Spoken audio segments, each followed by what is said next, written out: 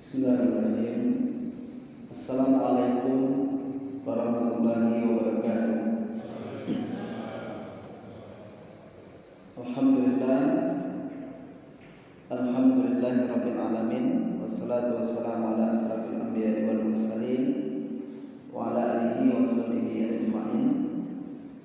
Kita bersyukur kepada Allah Subhanahu wa taala atas segala nikmat, taufik dan hidayah, sehingga subuh yang penuh berkah ini insyaallah Allah izinkan kita untuk bersama tentunya dalam rangka salat subuh berjamaah, kemudian kita ikuti dengan taklim.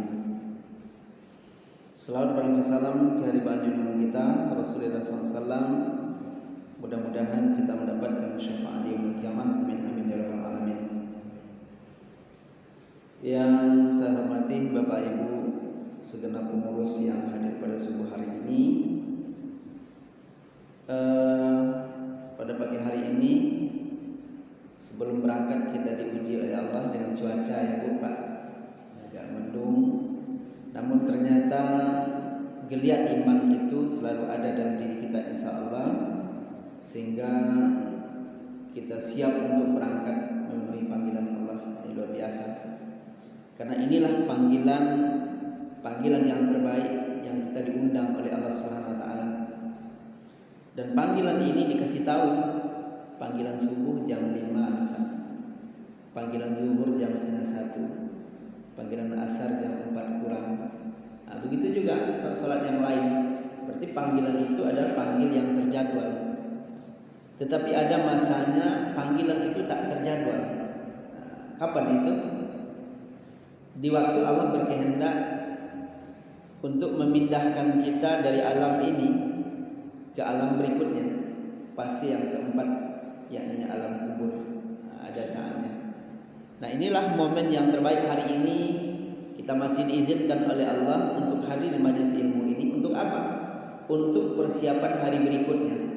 Di saat kita diantarkan oleh saudara kita, tentunya ke tempat peristirahatan yang terakhir. Di setiap yang berangkat, tak ada satupun yang kembali membawa informasi. Tapi Al-Quran dan Sunnah, para ulama telah menyampaikan hal itu. Baik Bapak Ibu, kita lanjut kajian kita dari minggu yang lalu. Kemarin kita masuk definisi Ahlussunnah wal Jamaah. Nah, sekarang kita lihat sejarah munculnya Ahlussunnah wal Jamaah itu seperti apa. Nah, Ahlussunnah wal Jamaah merupakan salah satu dari beberapa aliran kalam, ya, aliran ketuhanan. Adapun ungkapan Ahlussunnah sering juga disebut dengan Sunni. Jadi Sunni itu adalah kaum ahli sunnah. Nah, kalau di di Palestina misalnya, kaum Sunni yang berperang dengan orang-orang Yahudi itulah dia. Kaum Sunni itu adalah Ahlussunnah wal Jamaah. Dalam pengertian umum, apa lawannya? Lawannya Syiah. Jadi Syiah itu lawan dari Sunni. Nah, ini adalah persaingan politik dalam satu negara antara Sunni dan Syiah. Nah, dalam pengertian ini Mu'tazilah, ya, kemudian sebagaimana Asy'ariyah masuk dalam barisan Sunni. Tapi Mu'tazilah masuk ke barisan Syiah. Sementara Sunni dalam pengertian khusus adalah mazhab yang berada dalam barisan Asy'ariyah, merupakan lawan Mu'tazilah. Jadi pengertian yang kedua inilah yang dipakai dalam pembahasan ini. Nah, Ahlussunnah wal Jamaah salah satu aliran teologi dalam Islam yang timbul karena reaksi dari golongan Mu'tazilah. Nah, jadi siapa Mu'tazilah? Kita lihat setelah ini. Nah, yang pertama sejarah paham Mu'tazilah. Paham Mu'tazilah ini Bapak dan Ibu jamaah yang mulia, disebarkan pertama kali oleh Wasir bin Atha pada tahun 80 Hijriah. Berarti sudah lama juga ini. Sampai 131 Hijriah. Kemudian 100 Hijriah mulai berpengaruh di tengah-tengah masyarakat. Jadi mulai dari 80 Hijriah sampai 131. Ternyata pas di 100 Hijriah itu mulai berpengaruh di tengah-tengah masyarakat. Pengaruh ini sampai puncaknya pada masa Khalifah Abbasiyah yang dipimpin oleh Al-Ma'mun, Al-Mutasim, Al-Wasik. Jadi 3 masa kepemimpinan selama 103 tahun. Jadi Mu'tazilah ini masuk ke dalam ideologi negara ataupun dijadikan mazhab negara itu selama 103 tahun. Nah, pengaruh ini semakin kuat ketika aliran Mu'tazilah dijadikan sebagai mazhab resmi di anut negara pada masa Al-Ma'mun. Jadi ibu dan bapak jamaah yang dimuliakan Allah Subhanahu wa taala, kemudian dalam penyebaran paham Mu'tazilah ini terjadi sebuah peristiwa yang membuat lembaran hitam dalam sejarah. Apa lembaran hitam sejarah di masa Mu'tazilah dijadikan mazhab negara? Yaitu pemerintah memasukkan paham Mu'tazilah kepada seluruh jajaran pemerintahan. Nah, ternyata kalau melalui jajaran pemerintahan ini untuk membentuk ataupun melakukan sebuah kebijakan itu agak gampang. Kenapa? Karena mereka terstruktur dari negara itu sampai ke bawah. Nah, jadi seluruh pemerintah, ya, termasuk para ulama dan seluruh umat Islam di waktu itu diwajibkan untuk mengikuti paham Mu'tazilah. Seperti apa paham Mu'tazilah? Insyaallah setelah ini akan kita sampaikan. Nah, begitu pokoknya di masa pemerintah Abbasiyah itu mereka tekankan bahwa Mu'tazilah itu sebagai mazhab negara. Nah, coba luar biasa. Jadi pada masa itu banyak ulama yang menjadi korban penganiayaan. Kenapa? Karena mereka tidak sepaham dengan Mu'tazilah. Nah, jadi rupanya ulama-ulama pada masa itu, bapak dan ibu yang mulia, banyak mendapatkan penganiayaan. Kenapa? Karena mereka tidak sesuai dan tidak sepaham dengan kebijakan pemerintah berkaitan paham Mu'tazilah ini. Nah, jadi melalui program pemerintahan tentu turunan ke bawah itu sangat gampang. Nah, jadi kenapa? Karena dia sudah buat terstruktur dengan bagus. Nah, jadi maka dari itu Bapak Ibu yang mulia, ketika ada yang bercita-cita menjadi para pemimpin itu bagus. Kenapa begitu? Tetapi dengan tujuan yang bagus adalah supaya ada penyeimbang kebijakan-kebijakan yang dibuat oleh pemerintah yang menguntungkan rakyat. Jadi juga umat Islam itu harus juga berpolitik. Jangan kita sampaikan. Kenapa? Karena dalam satu pemerintahan itu bisa membuat sebuah kebijakan. Jadi mesti ada penyeimbang.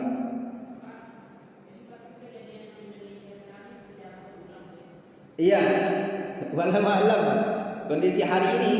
Tetapi memang kalau sistem pemerintahan di mana-mana itu kebijakan sama. Kenapa? Penekanan dari atas itu, baik penekanan yang positif ataupun penekanan yang negatif, itu sangat mudah diterapkan dalam sebuah negara. Nah, apakah bangsa kita walau alam? Tetapi yang jelas adalah ketika sesuatu terstruktur dari pemerintah itu memang sulit untuk diberikan sebuah keseimbangan.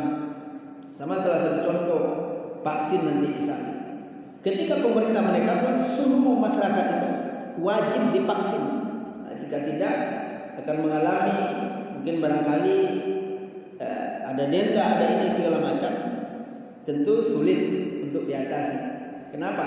Karena memang program pemerintah terstruktur sampai bawah. Tapi biasanya kalau masyarakat umum, para pedagang itu agak sulit. Tetapi kalau orang yang langsung di bawah pemerintahan misalnya, dia nggak bisa menolak. Oh, saya nggak mau divaksin. Mereka kan para pegawai. Apakah nanti mereka tidak mau, siap untuk diberhentikan? Ini salah satu contoh. Jadi memang ada plus minusnya. Tapi kalau masyarakat umum memang sulit untuk digitukan. Artinya, tetapi kalau orang yang di bawah struktur itu pasti dia mengikut. Nah, itulah gunanya. Nah, Bapak Ibu jamaah yang mulia, ternyata sebuah pemerintahan itu adalah pengaruh utama. Nah, dialah pengaruh utama dalam sebuah kenegaraan. Dia maka dari itu ketika Mu'tazilah ini dijadikan oleh pemerintah sebagai mazhab negara, banyak ulama yang menolak. Termasuk siapa? Imam Ahmad bin Hanbal, Imam Hambali. namun mereka tidak berani menghukum mati Imam Hambali. Kenapa mereka tak berani? Karena pengikut Imam Hambali di belakang bukan sedikit jumlahnya. Wah, ini luar biasa. Jadi mesti ada penyeimbang. Kalau seandainya Imam Ahmad bin Hambal dihukum mati, maka terjadi pemberontakan yang luar biasa. Kenapa? Walaupun Imam Ahmad bin Hambal tidak pemimpin, dia seorang ulama, tapi ulama yang dicintai oleh umatnya ketika itu. Maka mereka tak berani untuk melakukan hukuman terhadap Imam Ahmad bin Hambal.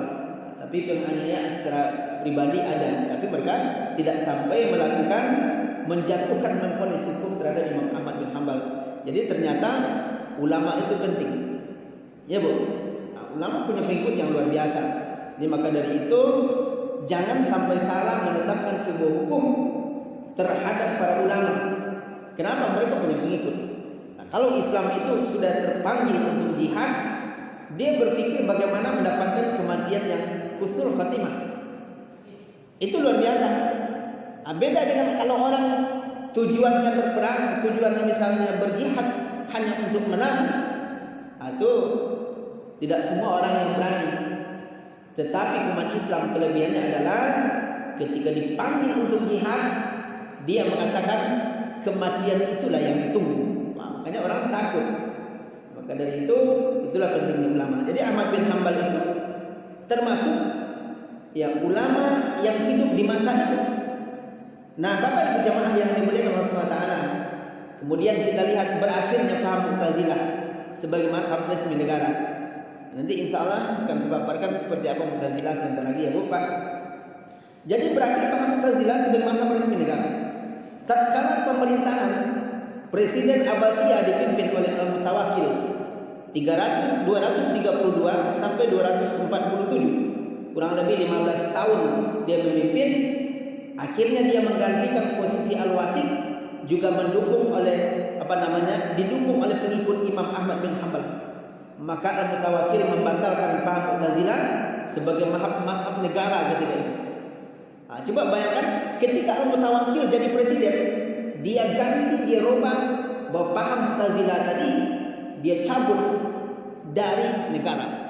Artinya izinnya pun dicabut sehingga diganti. Nah, inilah gunanya kepemimpinan. Jadi Bapak jamaah yang dimuliakan Allah, seperti misalnya di Turki. Turki dulu di zaman dahulu itu ketika pemerintahan sebelum Tayyip Erdogan, bahwa perempuan-perempuan terutama bekerja di instansi pemerintahan tidak boleh pakai jilbab. Itu di Turki. Tentu ketika itu merupakan sebuah kebijakan pemerintah sampai turun ke bawah, tidak pakai jilbab. Perempuan-perempuan Islam di instansi pemerintah di mana-mana pun mereka tidak boleh pakai jilbab.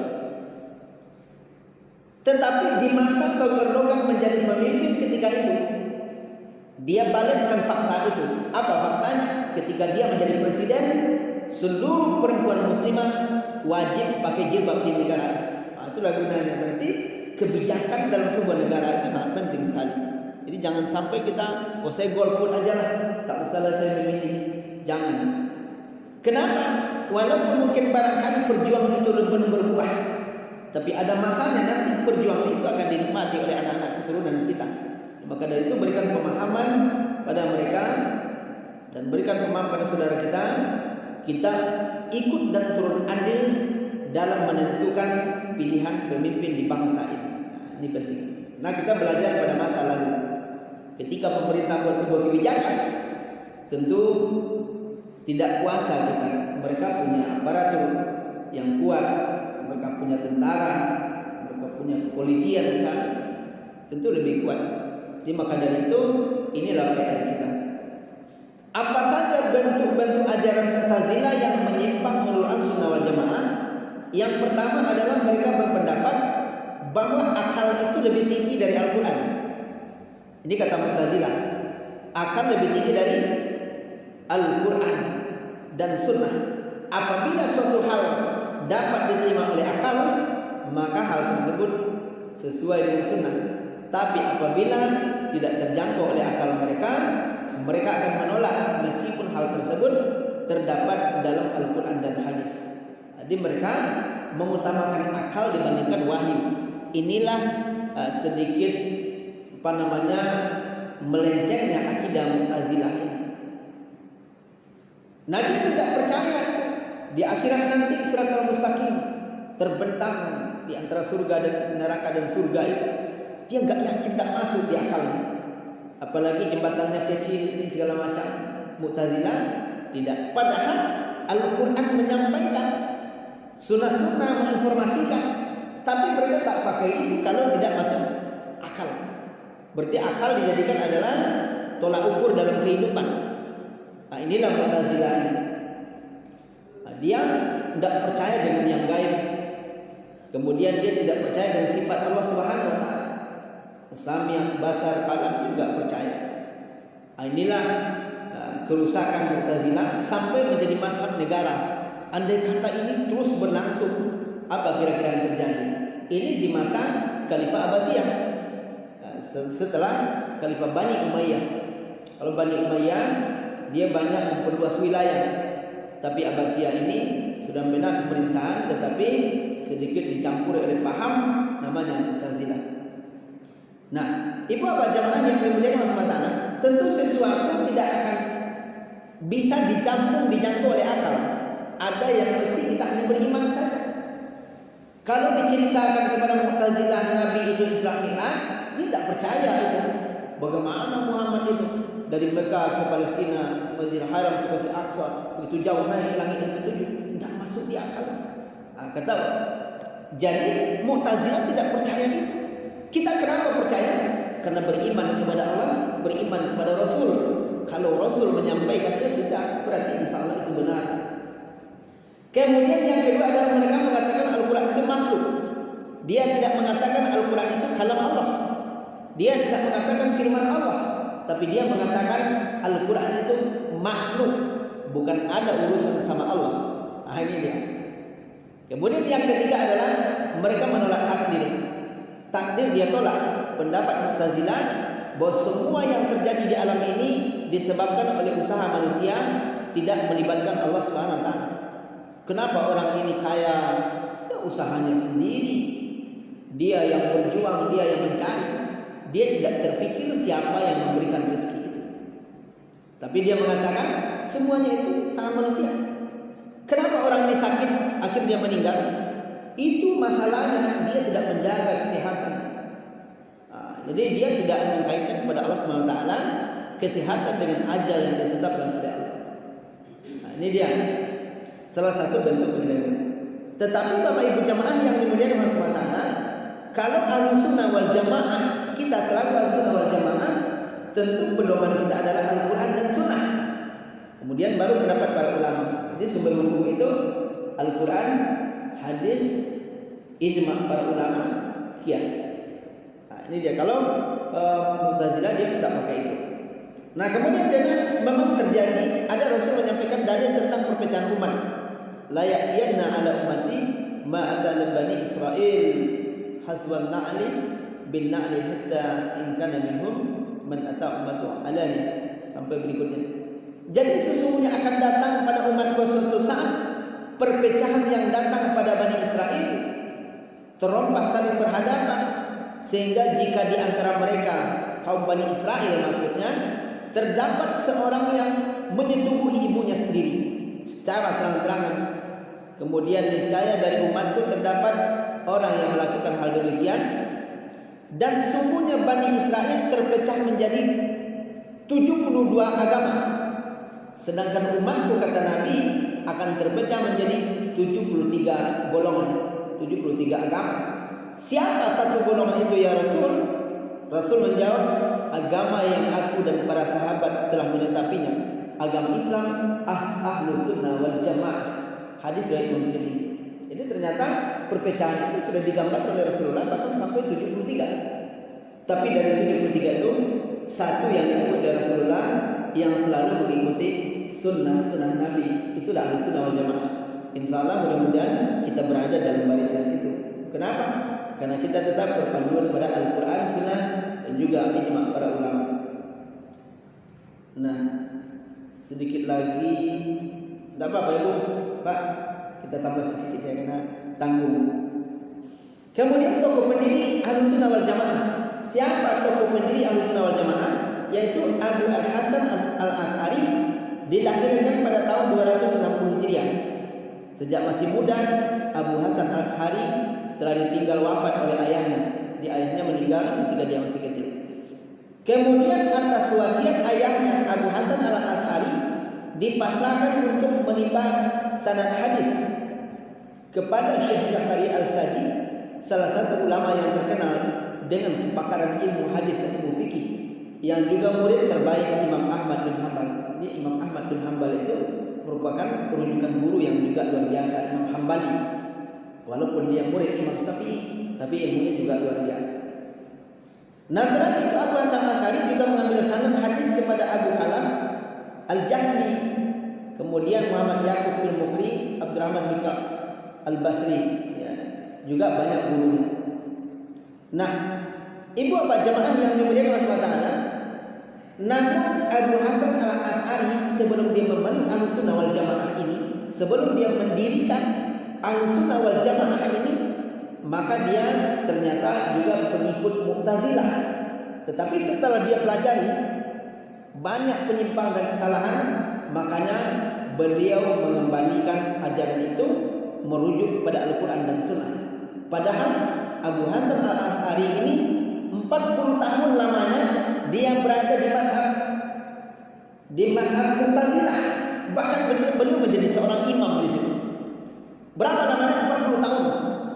Berikutnya dikaji secara mendalam, ternyata ada sebuah kesalahan fatal di situ. Termasuk mereka tidak percaya dengan sifat Allah. Akhirnya Abu Hasan Al-Asy'ari ini mendirikan namanya Ahlussunnah wal Jamaah. Nah, jadi semenjak itulah resminya Ahlussunnah wal Jamaah itu Abu Hasan Al-Asy'ari dilahirkan pada tahun 260 Hijriah. Kemudian yang kedua adalah Abu Mansur Al-Muhammad Al-Maturidi, dengan nama alirannya adalah Maturidiyah, yang ikut oleh Abu Hanifah. Jadi juga Ahlussunnah wal Jamaah, beda dengan Mu'tazilah tadi. Nah, di Bapak Ibu jangan mulia, siapa tokohnya? Siapa pendiri Ahlussunnah wal Jamaah? Jawabannya adalah Abu Al-Hasan Al-Asy'ari. Inilah tokoh pendiri Ahlussunnah wal Jamaah. Nah, namun yang sebelumnya itu seperti Imam Mazhab, mereka sudah Ahlussunnah wal Jamaah. Tetapi ketika pemerintahan di Bani Abbasiyah terjadi sebuah penyelewengan akidah, maka diluruskan kembali oleh Abu Al-Hasan Al-Asy'ari. Kemudian dia membuat namanya Ahlussunnah wal Jamaah. Nah, itulah ceritanya. Jadi Bapak Ibu jamaah yang dimuliakan Allah Subhanahu wa taala, menjelang wafat pada tahun 324 Hijriah, Abu Hasan Al-Asy'ari berwasiat kepada murid-muridnya untuk tidak mengkafirkan sesama umat Islam. Nah, ini kan ada juga orang mudah mengkafirkan umat Islam, itu kafir itu. Coba tengok, beda amalannya, beda ininya. Berarti pesan yang luar biasa dari Abu Hasan Al-Asy'ari adalah jangan sampai mengkafirkan sesama Islam. Oh, situ kafir, itu kafir. Beranikah kita bertanggung jawab di hadapan Allah nanti apabila ternyata orang tersebut tidaklah kafir? Nah, ini kelebihan, ini akhlak yang ditinggalkan. Nah, diriwayatkan dari Zahir bin Khalid bahwasanya beliau bercerita, ketika telah dekat ajal Abu Hasan Al-Asy'ari di rumahku di kota Baghdad. Di Baghdad itu beliau memanggilku, maka aku pun mendatanginya. Abu Hasan Al-Asy'ari berwasiat, aku bersaksi bahwa aku tidak pernah mengkafirkan satupun dari golongan-golongan Al-Qiblah, umat Islam maksudnya, karena seluruhnya menghadap kepada zat yang disembah pada yang satu, dan sungguhnya perbedaan yang ada adalah perbedaan dalam penjelasan saja. Nah, ini luar biasa akhlak beliau. Jangan sampai ibadah kita saja yang benar, kita saja yang yang lurus sunnah, yang lain tidak, jangan. Nah, jadi kita ikuti pesan beliau ini, jangan kita saling mengkafirkan satu sama lain. Ini golongan kafir sholatnya berbeda. Nah, coba tengok ini segala macam tak berjenggot kafir, ini segala macam, jangan. Itu kan persoalan cabang saja. Macam-macam sekarang. Untuk kafir itu tidak boleh. Nah, jangan, kita bertanggung jawab di hadapan Allah nanti terhadap apa yang kita sampaikan itu. Apa alasan kita mengatakan saudara kita kafir? Bisa jadi mungkin amal ibadahnya lebih banyak dibandingkan kita. Itulah dia. Kenapa terjadi persoalan itu? Karena banyak sebagian orang tidak mau baca buku-buku yang lain selain dari karangan yang mereka ikut. Dia enggak membaca. Seperti ada sebuah kelompok itu, dia tidak mau membaca kitab-kitab Imam Al-Ghazali misalnya, dia enggak mau baca. Kenapa? Dia tidak sepaham dengan itu. Tidak masalah, yang penting kita adalah jangan sampai mengkafirkan sesama muslim. Bagaimana persoalan kematian? Ada orang misalnya mati bunuh diri, padahal kita tahu dia Islam. Menurut Al-Sunnah wal Jamaah tetap kita selenggarakan seperti biasa. Kenapa? Karena sebelum meninggalnya kita tahu bahwa dia adalah Islam. Jadi demikian Bapak Ibu yang mulia, kajian kita berkaitan dengan sejarah munculnya Ahlussunnah wal Jamaah sedikit agak panjang memakan waktu dibandingkan yang lain, ya. Mudah-mudahan bermanfaat. Dan jika tidak ada yang perlu kita diskusikan, mungkin kita cukupkan sampai di sini. Jadi mudah-mudahan kita silakan.